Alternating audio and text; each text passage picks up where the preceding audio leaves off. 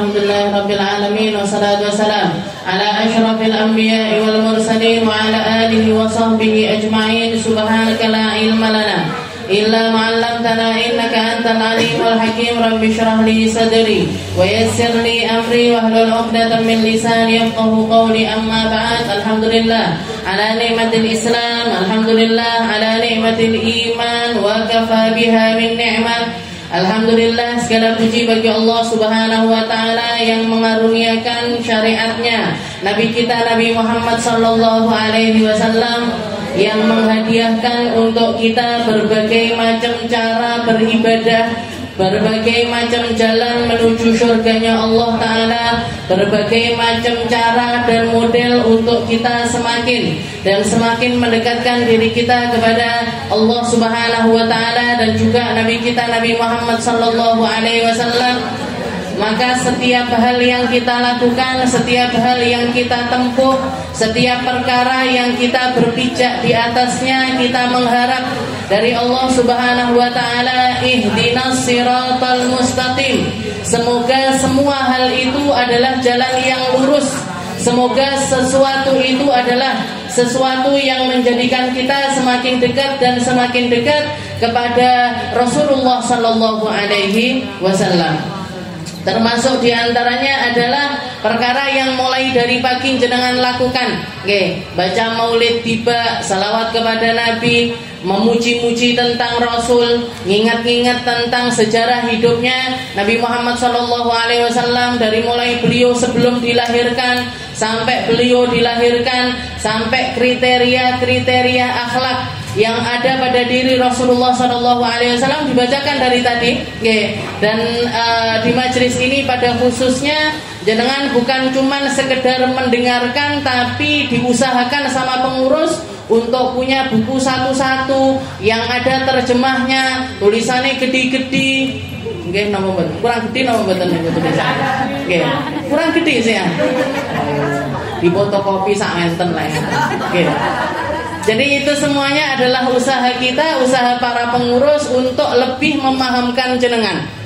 Karena orang kalau bisa ngerti, orang kalau paham artinya atau bahkan sekedar tiba-tiba karepe ngene, itu sudah lain di dalam hati. Orang bertasbih ngerti maknanya dengan nggak ngerti maknanya pahalanya beda. Orang baca alhamdulillah paham tentang kandungan isinya dengan nggak paham tentang kandungan isinya, beda.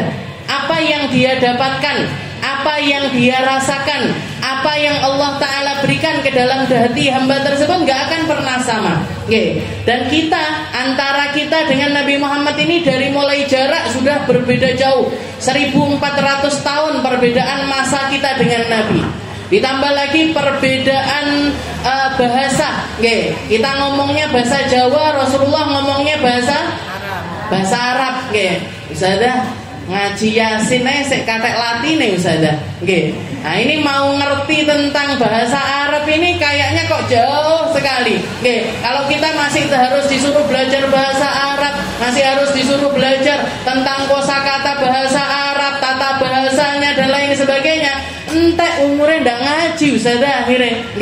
Akhirnya para ulama ngasih nih, guru-guru kita ini ngasih cara-cara, ini biar majelisnya tetap cantik, biar dirasa tetap nyaman, baik itu di matanya jenengan, baik itu di telinganya jenengan, disetting dengan sangat indah. Ini ibu-ibu ini, bukan ibu-ibu, tim hadroh ini jilbaban kembaran ini bukan nggak ada maksudnya lah Bu, bukan cuma sekedar biar tampil beda, enggak. Aku tim hadroh, Anda bukan. Bukan cuma tentang itu. Tapi biar di mata kelihatan cantik, sesuatu yang terlihat indah itu kayak sama halnya dengan cinta, dari mata turun ke hati. Ben ditelok api, ben ditelok rapi, biar dilihat indah, biar apa? Biar semakin diterima ke dalam hati para jamaah. Setelah itu yang vokalisnya nadanya ditinggikan, direndahkan, ditinggikan, direndahkan, seperti itu. Latihan ini luar biasa loh Bu. Ini sampai kapalan kabeh tangannya. bukan tanpa arti, bukan cuman sesuatu yang biar keren-kerenan saja, enggak. Tapi biar apa? Ketika jenengan baca maulid tiba, jenengan lebih bisa meresapi, lebih terasa di dalam hati, nggih, lebih enak, lebih nyaman, nggih. Sampai akhir maulid enggak kerasa. Mulai dari jam 8:30 sampai jam 10 enggak kerasa jenengan. Oh, ujuk-ujuk wis bar. Oh, ujuk-ujuk wis yabat rotim, nggih. Ujuk-ujuk wis donga, nggih. Kenapa ini? Nggih, kenapa ini semuanya? Karena semuanya disetting sama para ulama kita, nggih, agar tersampaikan dengan indah, tersampaikan dengan baik kepada setiap hati manusia.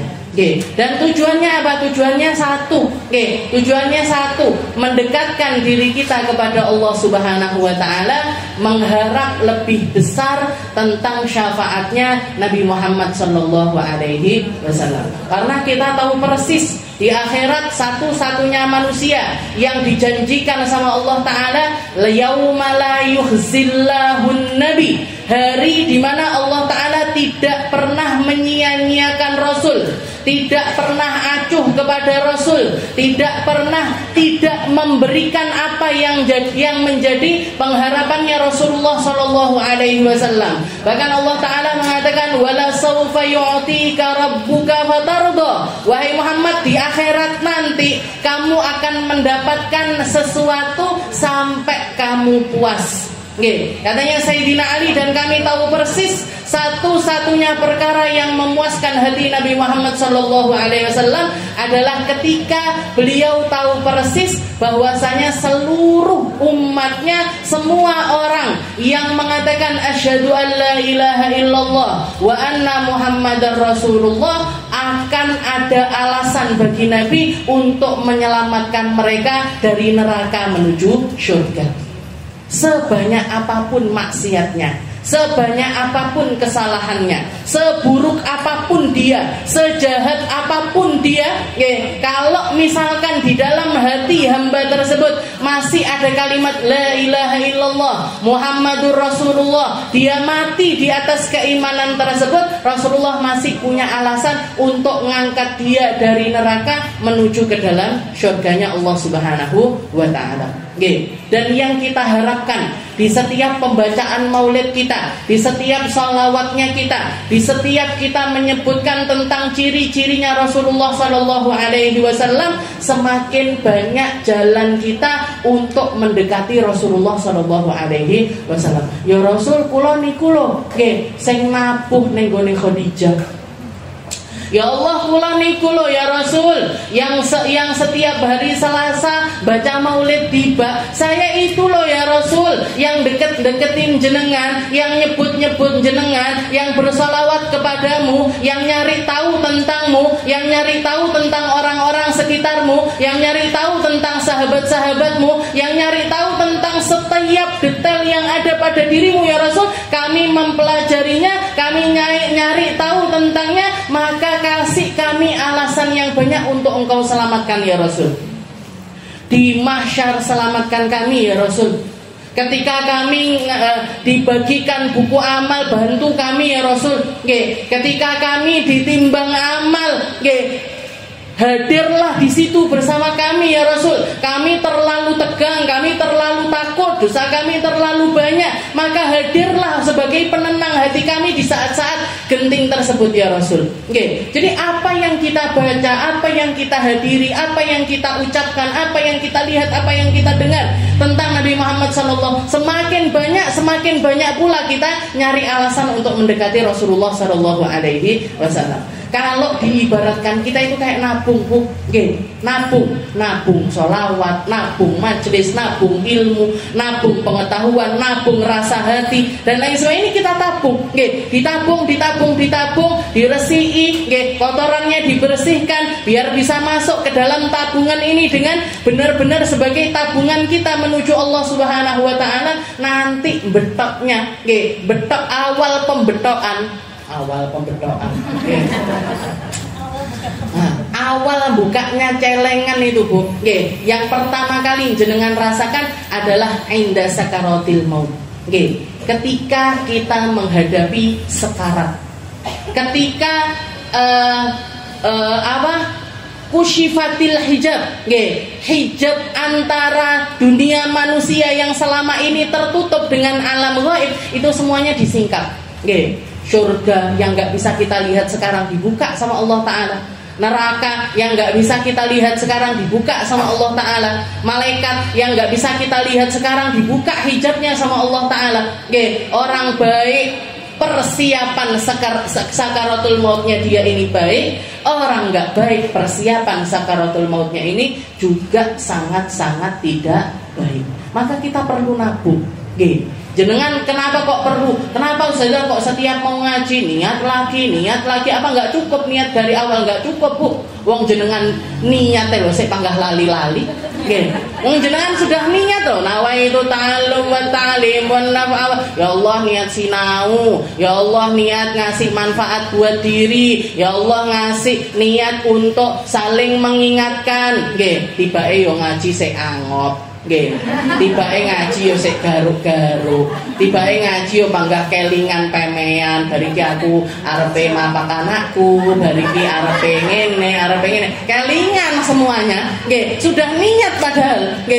Sudah niat ini kita. Sudah ditoto dari awal. Tapi yo masih kayak gitu aja. Ini kita manusia. Kita ini kenapa? Karena keterbatasan ilmu kita, karena keterbatasan imannya kita, keterbatasan hubungan antara kita dengan Allah Subhanahu wa Ta'ala, hubungan kita dengan Nabi Muhammad sallallahu alaihi wasallam. Karena orang kalau cinta betul lali kabeh, Bu. Orang kalau cinta betul, kemarin saya bahas di Majelis Az-Zahra niku, saya cerita tentang Qais yang jatuh cinta dengan Majnun, yang jatuh cinta dengan Laila, yang dapat julukan Laila Majnun. Laila Majnun kisahnya terkenal semacam Romeo and Juliet versi syar'i, versi syar'inya. Majnun Laila. Jangan kalau membayangkan ada seorang laki-laki jatuh cinta luar biasa dengan seorang perempuan namanya Laila. Kita kalau bayangin mesti Laila ayu, putih, semampai, rambutnya indah. Ngoten mesti bayangan kok bisa sampai bikin laki-laki ini terkier-kier. Apa terkier-kier? Ini bosannya wong Banjar. Yang sampai bikin laki-laki ini terpesona sampai jatuh cinta sedalam-dalamnya. Padahal di dalam riwayat dikatakan Laila itu perempuan yang sangat-sangat biasa sekali. Orang kulit hitam, Bu. Orang kulit hitam itu identitasnya gampang. Kulitnya hitam, bibirnya tebal, dari sekian banyak apa yang ada di dalam penampakannya, sing putih mek loro. Untuk karo motone. Selainnya hitam semua. Laila itu orang perempuan seperti itu. Tapi karena Qais ini jatuh cinta kepada Laila, orang kalau jatuh cinta itu nggak bisa milih. Orang jatuh cinta itu nggak bisa. Aku milihnya jatuh cinta karo wong kuwi, nggak bisa, Bu. Kayak jenengan dulu di masa-masa umur 17, 18, kan kok seneng ya aku ambek wong kuwi. Padahal biasa-biasa. Ini Qais itu seperti itu. Tapi yang dilakukan Qais ketika dia tahu persis cintanya ini nggak akan bisa sampai dengan cara yang halal, karena Lailanya keburu dipinang sama orang lain, disetujui sama keluarganya, akhirnya dinikahkan sama laki-laki tersebut. Maka Majnun ini memilih untuk lari ke padang Sahara, pergi ke tempat yang nggak bisa dia ketemu sama Laila lagi. Di situ dia meratapi cintanya, di situ dia bikin puisi-puisi cintanya, dia terpuruk di dalam cintanya, tapi cintanya ini nggak bikin dia bermaksiat kepada Allah Subhanahu wa Ta'ala. Makanya para ulama itu mengatakan jatuh cinta itu nggak pernah salah. Jatuh cinta itu nggak salah. Yang salah apa? Yang salah adalah ketika orang tersebut bermaksiat atas nama cinta. Jadi kalau orang maksiat gara-gara jatuh cinta, orang jatuh cinta ini kan pengennya deket-deket, pengennya gandeng-gandeng, pengennya ngobrol lama, pengennya telepon-teleponan, 2 jam telepon sama yayangnya, bebeknya ini nggak kerasa, Bu. Gitu. Saya itu kalau diceritani orang, ada orang telepon sampai 2 jam, 3 jam, tapi kupingnya opo ndak panas gitu. Karena saya nggak mengalami fase-fase semacam itu, nggak ngalami Bu. Nggih, wong nikahnya dijodohin. Nggih. Saya ketemu sama calon suami itu pas rapak, jenengan tahu. Rapak ini sudah tanda tangan, nggih, cap jempol baru tahu tiba iki bakal bojoku. Nggih. Jadi nggak tahu rasanya jatuh cinta itu kayak gimana, atau cinta yang sedalam itu seperti apa, itu saya nggak ngerti. Nggih, saya nggak ngerti. Maka ketika Majnun ini di salah satu kisahnya, jadi dia lari, nggih, biar nggak ketemu lagi sama Laila. Dan pada akhirnya ternyata Laila ini juga jatuh cinta sama Qais. Dia dinikahkan sama orang lain, bukannya bahagia malah tambah terpuruk, sakit, akhirnya meninggal. Oke, begitu Laila meninggal, Majnun ini dengar kalau Laila ini meninggal, dia pergi ke kuburannya Laila, nangis terus di atas kuburannya Laila sampai meninggal juga. Oke, nah ini lebih, jadi tapi nggak minum racun kayak Romeo and Juliet. Oke, nah jadi nggak maksiat dengan cintanya ini, nggak maksiat. Orang mati seperti ini Bu, mati syahid. Oke, orang mati karena cinta, orang mati karena terpuruk di dalam cintanya, dan cintanya ini tetap terjaga. Dia menjaga kesucian cinta itu, tidak dipakai untuk alasannya dia bermaksiat kepada Allah Subhanahu wa taala, masuk surga Bu. Oke, mati dalam keadaan syahid. Oke, karena musibah terbesar itu musibah terbesar yang Allah Ta'ala berikan, ujian terbesar yang Allah Ta'ala berikan kepada hamba adalah ujian cinta. Oke, ketika seseorang dikasih ujian cinta terus nggak bisa memperlakukannya dengan benar, ujungnya adalah neraka. Tapi kalau digunakan dengan benar, dipakai untuk semakin mendekatkan dirinya kepada Allah Subhanahu wa taala, tangisnya untuk kekasihnya bukan cuma sekedar tentang kekasihnya, tapi tentang Allah Subhanahu wa taala. Ya, jarak yang memisahkan antara dirinya dengan yang dia cintai menjadi alasannya dia untuk menengadahkan tangannya kepada Allah Ta'ala, jadi alasan dia untuk diselamatkan sama Allah Subhanahu wa ta'ala. Majnun ini mengatakan, Majnun ini pernah, karena sampai gila, dia itu gila karena cintanya, makanya julukannya Majnun. Majnun itu artinya gila. Nama aslinya Qais. Dikatakan Qais ini ketika pernah dia masuk ke dalam satu masjid, orang-orang lagi sholat jamaah, orang-orang lagi sholat di dalam masjid, ada yang sholat tahiyatul masjid, ada yang sholat qobliyah dan lain sebagainya. Si Majnun ini riwa-riwi nang ngarepe wong sholat. Riwa-riwi pergi sana, jalan ke sini, jalan lagi ke sana, jalan lagi ke sini. Sumpah napa mboten jenengan? Sumpah. Ya jelas sekarang kita ngaji, Bu Malikah ngadeg moto sana, moto sini, moto sana, moto sini. Bu Malikah ibu engko ae moto. Nggih to? Nah, konsentrasi kita buyar. Majnun ini ditegur sama orang-orang, kamu ini kok ada orang sholat kok riwa-riwi. Jawabannya Majnun apa? Kalian ini sebenarnya cinta nggak sih sama Allah Ta'ala? Ya cinta lah. Kalau nggak cinta ngapain kita sholat? Kalian ini sebenarnya menyembah Tuhan dengan benar apa enggak sih? Ya nyembah lah, buktinya kita sujud rukuk. Katanya Majnun, aku karena cintaku kepada Laila, kalau sudah aku mikirin tentang Laila, saya nggak merasakan apapun. Mati rasa. Ada orang nyemooh saya nggak peduli. Ada orang nendang saya nggak peduli. Ada orang nyubit saya nggak peduli. Ada orang ngapain saya, mati rasa diriku karena cintaku kepada Laila. Lah kalian ngaku cinta kepada Allah Ta'ala, enek wong riwa-riwi wis buyar khusyuke. Bener cinta kalian, tulus cinta kalian. Kalian ini benar-benar para penghamba Tuhan atau penghamba diri kalian masing-masing. Itu yang dikatakan Majnun. Jadi istilahnya gimana kok mororene? Nah, itu tadi lah. Cinta ini pembahasannya berat. Dan melo. Ini tadi apa? Ini udah 19 menit loh. Kita lanjutkan pembahasan kita di dalam kitab Khuluquna. Ila an qala al-mu'allif rahimahullah ta'ala wa nafa'ana bihi wa bi fid dharain amin wa la'una liman walallah wa da'una liman ada wa likulli man madda ila ahadin min a'da'illah yadul aun aw sanadahum. Kalau minggu yang lalu Ustazah Kurnia Rizki membahas tentang hub fillah wal bughd fillah, cinta atas dasar Allah, benci juga atas dasar Allah. Jadi kita membenci sesuatu bukan tentang sesuatunya, tapi karena dia ini sesuatu yang dibenci sama Allah Ta'ala.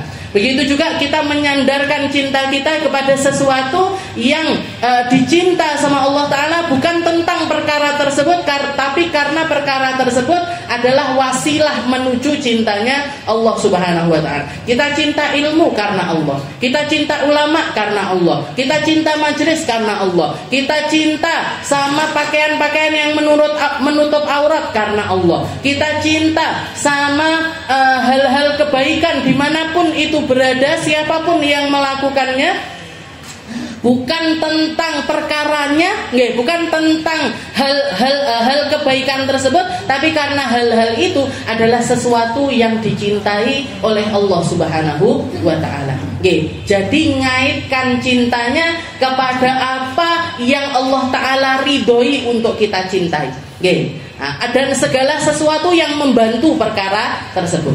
Begitu juga kita membenci perkara buruk dan siapapun atau apapun yang membantu keburukan tersebut. Kenapa? Alasannya apa? Karena letak kebenciannya Allah Ta'ala ada pada perkara tersebut. Jadi tetap yang dicari hubungannya adalah kepada Allah Ta'ala, bukan kepada manusia. Jenengan datang majelis, jenengan datang ngaji, tahu-tahu dari majelis ini ada majelis lagi di sana. Majelisnya Ustazah Fatimah misalkan. Ustazah Fatimah punya rutinan setiap malam Jumat di rumahnya beliau. Nanti kedengaran lagi ada majelis lagi khusus perempuan di daerah sana misalkan. Siapa lagi bikin. Jenengan melihat, oh ini di sini ada pengajian, di sini ada pengajian, ini ada pengajian. Tapi kalau mau datang ke semuanya terlalu sulit saya. Misalkan, jenengan jadwale nggak bertugas itu misalkan cuman hari Selasa. Aku mau iso teko Selasa tok, Senin ndak iso, Rebo ndak iso, Kamis ndak iso, Jumat ndak iso. Nggak bisa datang. Karena apa? Karena memang kita nggak memungkinkan atau belum dapat ACC untuk datang sama suami. Maka kita kita tetap mencintai semua majelis tersebut, nggak eker-ekeran sama majelis-majelis itu, nggak merasa lebih dibandingkan yang lainnya. Itu berarti membuktikan kalau cinta kita ini atas dasarnya Allah Subhanahu wa Ta'ala. Bukan malah dinyinyirin. Awakmu majelisan neng kono, alah nggak keren. Aku dong di villa keren majelisku. Enggak gitu. Oh kamu ngajinya apa? Ngajinya kitab ini misalkan, atau ngaji bab ini. Enggak keren. Aku dong Khulukuna punyanya Habib Umar bin Hasid. Enggak gitu. Tapi kita mendukung semuanya, kita senang sama semuanya, kita support semuanya.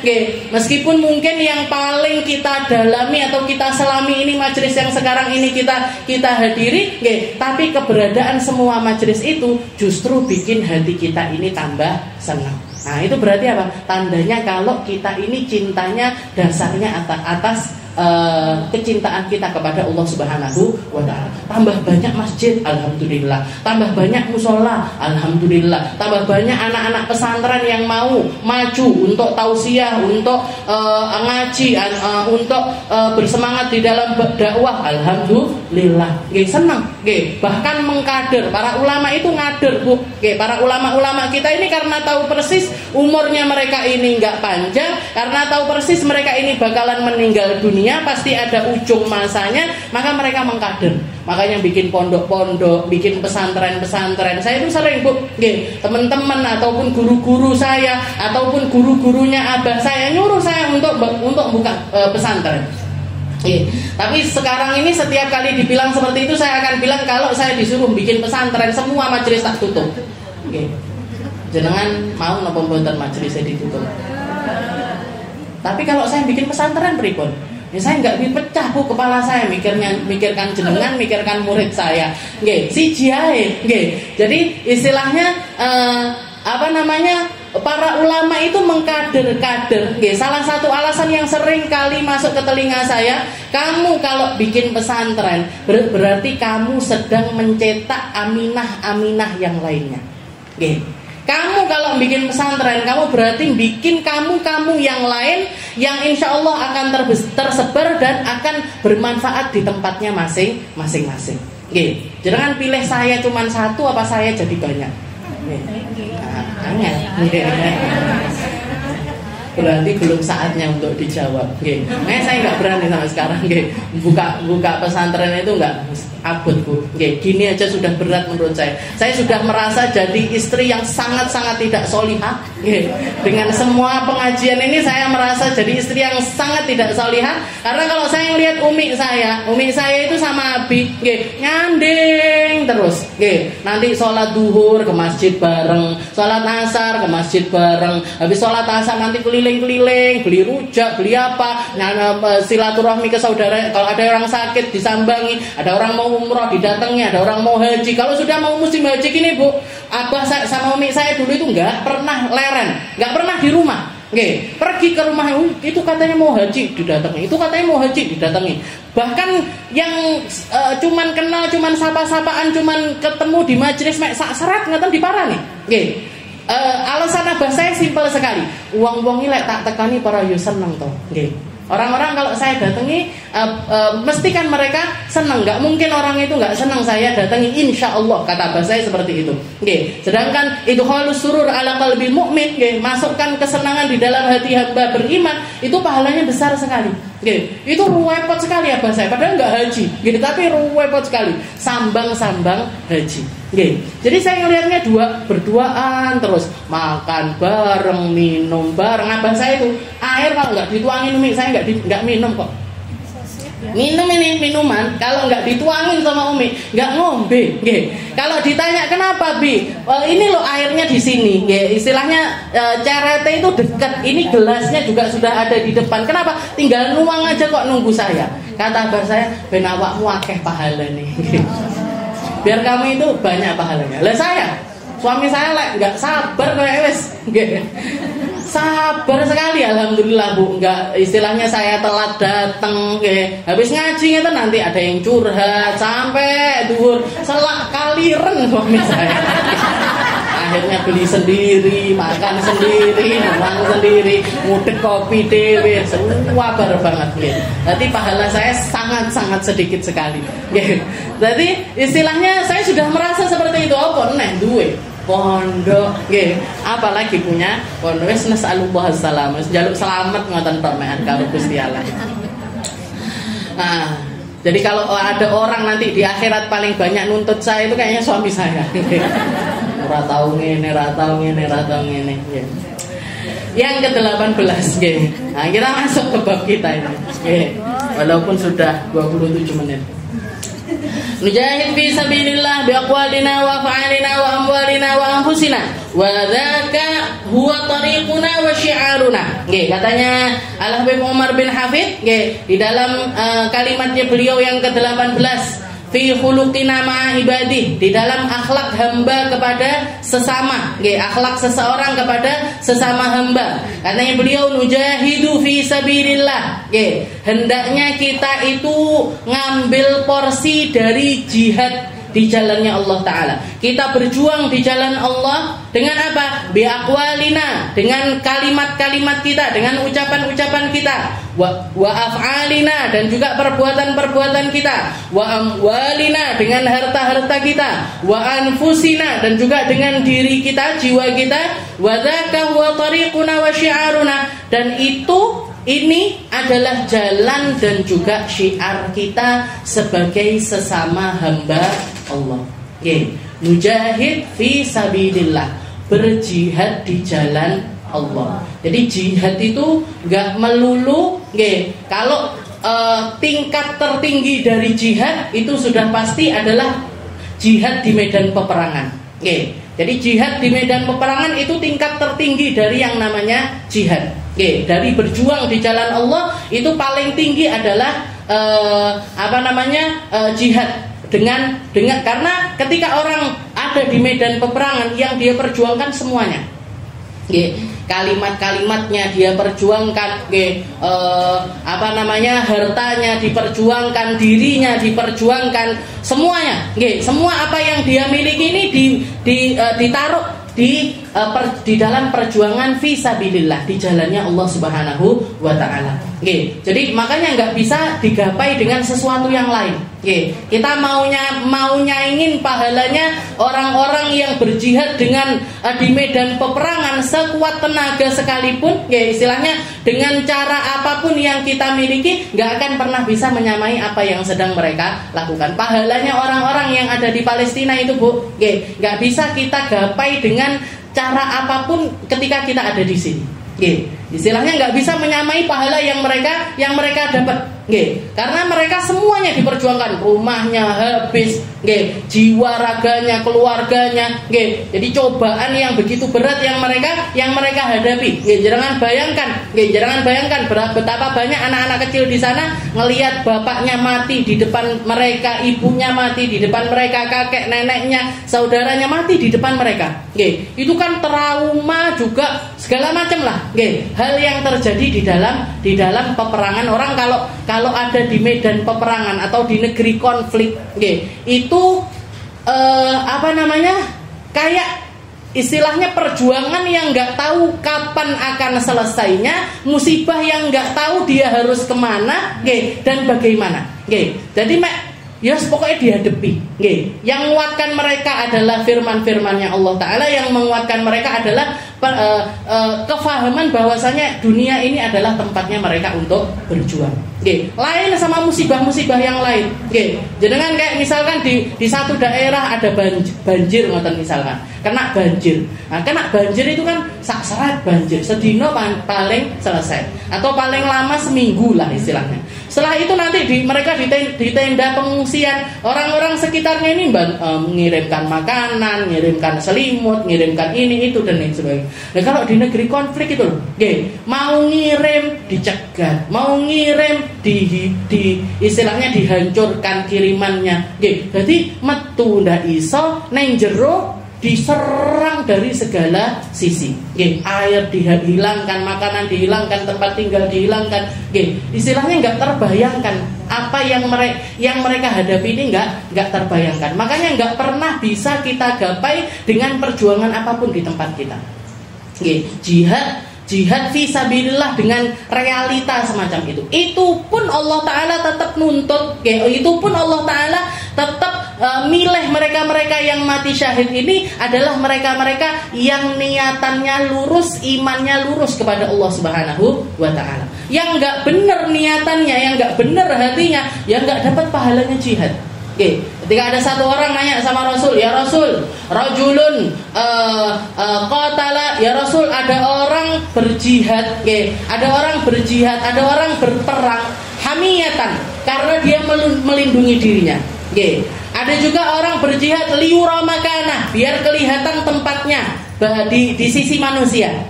Ada orang berjihad juga ya Rasul karena nyari harta ghanimah, karena nyari harta rampasan perang. Fa'ayyuhum fisabilillah, mana di antara mereka yang di jalan Allah Ta'ala, mana di antara mereka yang diridhoi sama Allah Ta'ala.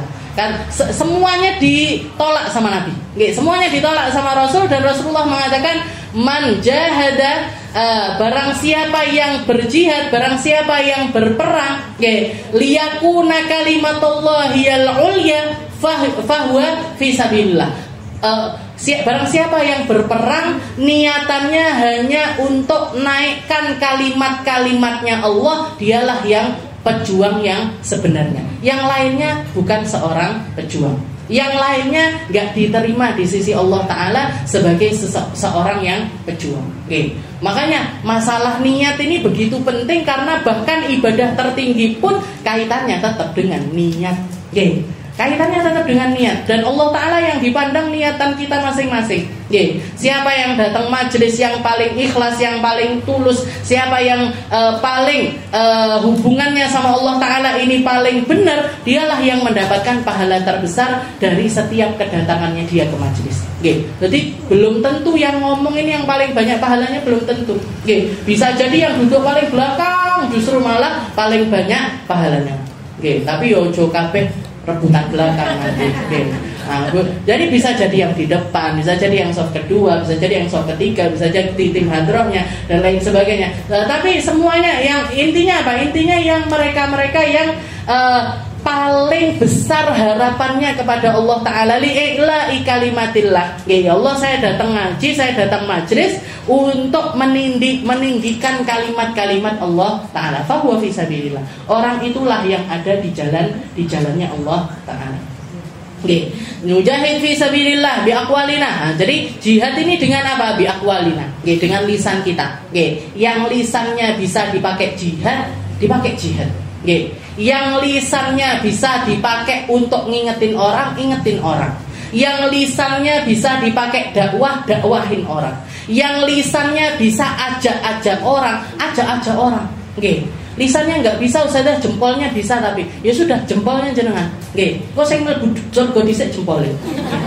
Paling rajin bikin status, nggih, paling rajin ngajak-ngajak orang, ayo koncone di WA, ayo to aku lho, mbok jajal teko majelis nang kene, lek ndak nang kene nang kono wis, lek ndak nang kono nang kono, lek ndak nang kono nang kono, nggak ada banyak pilihan majelis, nggih toh. Jenengan mau nemui saya itu setiap hari bisa, Bu. Nggih, Senin di Karangrejo sana di Al-Wasilah, nggih, Selasa di sini, nggih, Rebo di rumah saya, Kamis di Darussalam, Jumat di Al-Fatah, Sabtu sekarang di rumahnya Bu Jujur, Minggu tok saya perai. Nggih. Nah, kalau Minggu saya ada juga majelis sebenarnya, nggih, sama Ar-Raudhah sama beberapa teman alumni Dalwa itu. Nggih, kalau sudah hadir majelis Ar-Raudhah itu, nggih, saya bilang sama semuanya, aku mau nyekel mic, nggih.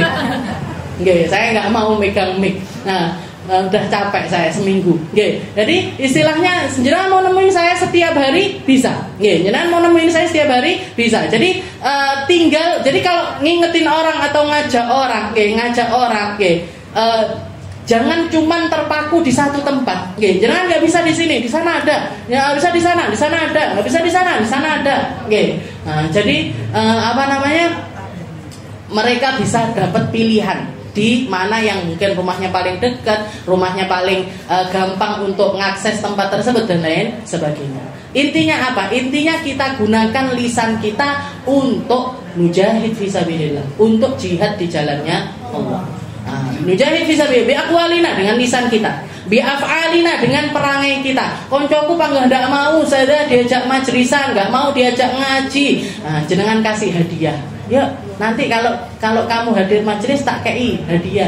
Apa hadiahnya? Bakso, nggih, sak mangkok. Dimulai dari bakso sak mangkok dulu, Bu. Nggih. Nanti tak traktir wes habis ngaji, nggih. Dimingi-mingi hal semacam itu, nggih. Nanti kalau misalkan panggah enggak kena, dikasih hadiah yang lebih besar lagi. Kok tak tukokne jilbab wes, nggih. Nanti masih enggak mau, teman-teman, enggak usah semua orang jenengan kayak gitu kan, nggih. Teman-teman dekat yang jenengan sayang bener sama mereka, pengen persahabatan ini bukan cuma di dunia tapi sampai ke akhirat. Nanti, ayo tak tukokne jilbab kok, nggih. Kurang sak gamise ya wes. Kepenanan bisa aja. Saya dulu nggak ada yang gitu. Jenengan pahalanya lebih banyak dari dia. Jenengan pahalanya lebih banyak dari dia. Kenapa? Karena tanpa iming-imingan seperti itu pun jenengan sudah hadir majelis. Tapi nanti dia tujuannya ke majelis gara-gara bakso, bene disek dimulai dari itu dulu.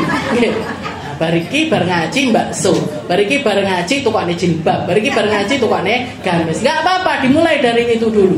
Tapi insya Allah kalau dengan istiqomah, datang terus, ngurusin niat terus, masuk enggak lurus. Oke, jenengan nyetrika sekali, mungkin masih kusut 2 kali, masih kusut 3 kali, insya Allah sudah rapi. Oke, jadi jangan capek-capek untuk ngajakin orang. Oke, jangan capek-capek untuk ngajak-ngajak. Karena ini, kayak majelis ini sebenarnya, ibarat keran, ibarat keran baru kita. Untuk apa? Untuk berjuang di jalannya Allah. Karena di sini ada semua alasan orang di dalam perjihatan. Apa sih jihad itu? Apa sih kalau kita tanya apa jihad itu? Jihad itu adalah dakwah ilallah, ngajak orang menuju Allah. Rasulullah itu dapat syariat perang, dapat syariat perang bukan di Mekah tapi di Madinah. Bukan di Mekah tapi di Madinah. Para ulama mengatakan kalau misalkan perintah jihad itu ada di Mekah, maka nggak ada satu rumah pun kecuali terjadi pertumpahan darah di situ. Karena nanti misalkan bapaknya masuk Islam, istrinya nggak masuk Islam. Nanti anaknya masuk Islam, orang tuanya nggak mau masuk Islam. Nanti cucunya masuk Islam, kakek neneknya nggak mau masuk Islam. Kalau misalkan mereka disuruh perang atau disuruh membunuh orang-orang kafir, itu semua rumah terjadi pertumpahan darah. Apakah iman mereka masih belum siap untuk perang? Sudah siap, Bu. Oke. Orang-orang di Mekah, orang-orang Muslim di Mekah, itu mereka bahkan menawarkan sama Nabi ya Rasul, oke, kalau memang wis diomongi, dituturi, didakwai dengan cara apapun nggak kondal, apa kita bunuh aja mereka? Katanya Rasulullah belum saatnya, belum ada perintah untuk hal tersebut. Baru ada perintah kapan? Di Madinah.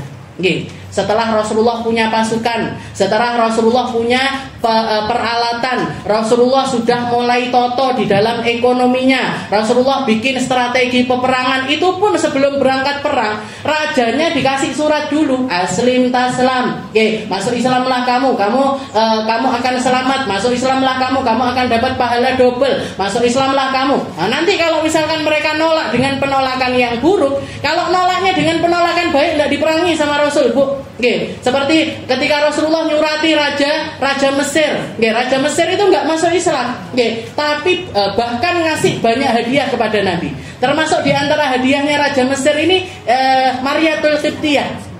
Oke, budaknya Nabi perempuan namanya Mariatul Qibtiyah, yang dari beliau lahir juga putranya Nabi namanya Ibrahim. Itu hadiah dari Raja Qibit. Qibit itu mana? Mesir.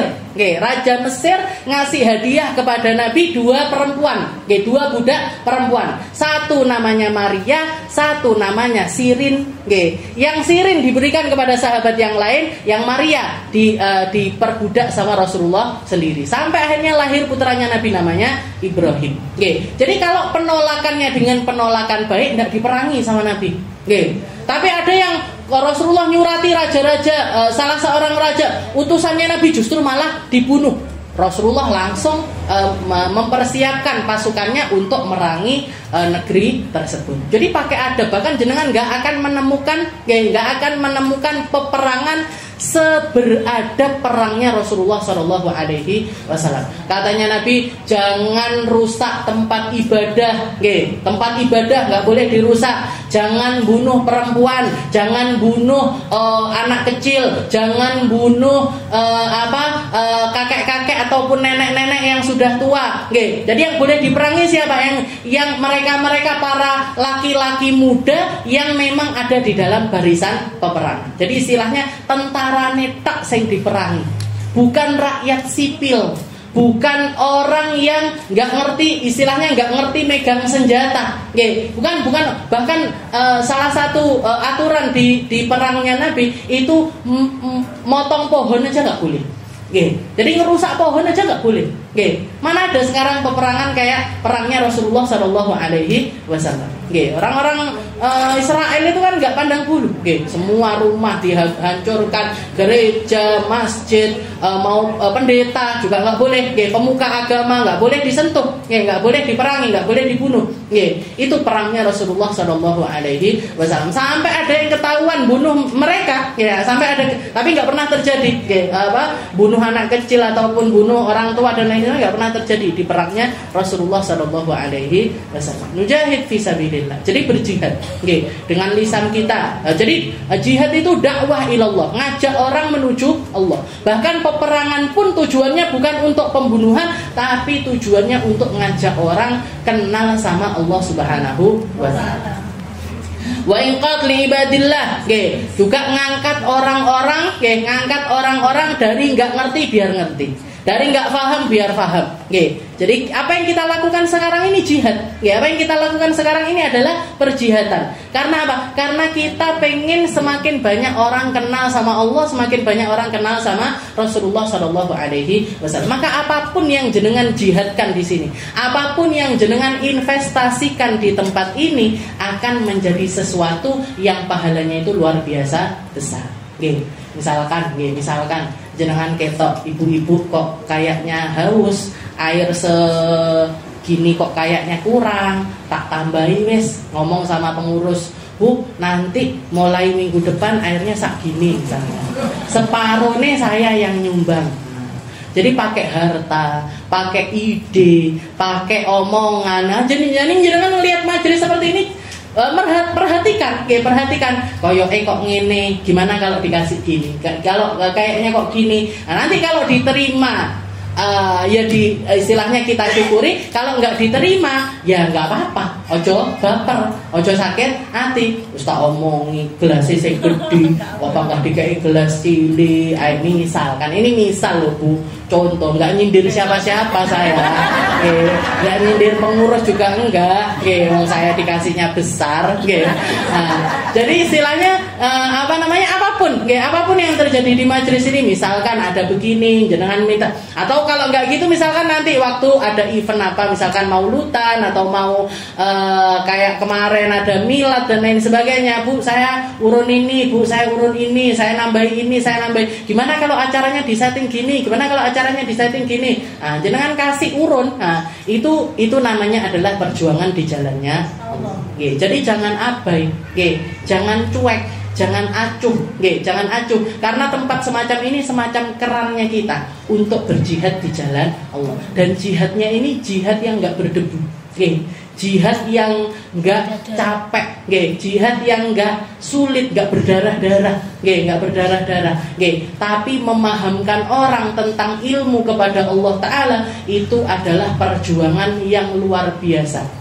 Bahkan guru saya mengatakan satu-satunya jalan yang paling cepat kalau kamu mau nyari muka di depan Rasulullah SAW, maka lakukan dakwah. Jadi guru saya Habib Segaf itu bilang, gak ada jalan kamu mendekat kepada Rasulullah SAW yang lebih cepat dibandingkan kalau kamu itu berjuang di jalan dakwah. Kebetulan saya punya ilmu, maka saya sampaikan ilmu saya. Kalau jenengan nggak punya ilmu, punyanya uang, kasih uangnya. Saya nggak punya uang juga nggak punya, Ustazah, kasih tenaganya. Nggak punya juga tenaga, Ustazah, saya sakit-sakitan. Yes, pokoknya kupingnya dibuka, ngoten mawon. Pokoknya telinganya dibuka untuk mendengarkan apa isi dari tempat perjihatan kita ini, agar minimal kita jihad kepada diri kita sendiri. Biamwalina wa anfusina wa dzaka huwa tariquna wa syiaruna. Dan Islam ini, jalan Islam itu enggak pernah lepas dari perjihatan semacam ini. Adalah jalan, kalau jenengan baca ihdinas siratal mustaqim, sirat yang namanya jalan ini apa ya? Jalan ini jalan dakwah. Karena orang-orang yang melalui, yang mengucapkan kalimat yang sama, ihdinas siratal mustaqim siratal ladzina an'amta 'alaihim ghairil maghdubi 'alaihim. Orang-orang yang Kau beri nikmat ya Allah, orang-orang yang merasakan kenikmatan Islam iman sehingga mereka memilih jalan yang semacam ini, mereka semuanya enggak pernah melepaskan jalan dakwah. Mereka, siapa yang dimaksud di sini? Para nabi, para rasul, para siddiqin, orang-orang yang serius berjalan di jalannya Allah. Mereka enggak pernah melepaskan jalan dakwah. Mereka menjadikan dakwah ini sebagai syiar, sebagai sesuatu yang harus ditampakkan di permukaan umat Islam. Karena kalau umat tanpa syiar, umat tanpa dakwah, umat tanpa perjuangan, itu adalah umat yang sepo. Tahu sepo jenengan? Nggak ada rasanya. Jadi umat ini, umat Islam ini, kalau nggak ada syiar dakwahnya, kalau nggak ada orang yang berdakwah di dalamnya, kalau nggak ada orang yang memperjuangkan jalan-jalan keislamannya, maka mereka akan menjadi umat Islam yang hambar. Jadi sepo, nggak ada rasanya, nggak ada manis di situ, nggak ada gurih di situ, nggak ada nikmat yang ada di tempat tersebut. Kalau jenengan mau merasakan rasa itu, kalau pengen tahu rasanya umat yang sepo, jenengan eling-eling dulu ketika jenengan belum kenal sama majelis. Jenengan eling-eling dulu ketika belum kenal majelis, kira-kira ngapain jam segini? Telenovela, ngelihat telenovela atau sekedar jalan-jalan di nganterin anak, habis itu ngerumpi sama ibu-ibu di depan sekolahan, gitu aja. Nah itu apa itu? Itu umat Islam yang ngapain itu? Umat Islam yang bagaimana? Mereka itu umat Islam yang hambar. Karena jiwanya nggak terisi, karena otaknya nggak dekat, karena mindsetnya jauh dari syariatnya Rasulullah Sallallahu Alaihi Wasallam. Maka jadikan tempat semacam ini sebagai ladang dakwahnya kita, sebagai jalan dakwahnya kita, dan juga syiarnya kita menuju Allah Subhanahu wa ta'ala. Garek kembali lagi, niatnya ditonton, niatnya dibenerin, niatnya dituluskan, agar apa yang kita perjuangkan ini menjadi sesuatu yang benar-benar bernilai di sisi Allah Subhanahu wa ta'ala. Ala hadhihi niyah wa ala kulli niyatin salihah wa ila hadratin Nabi Muhammad sallallahu alaihi wasallam bisirril Fatihah.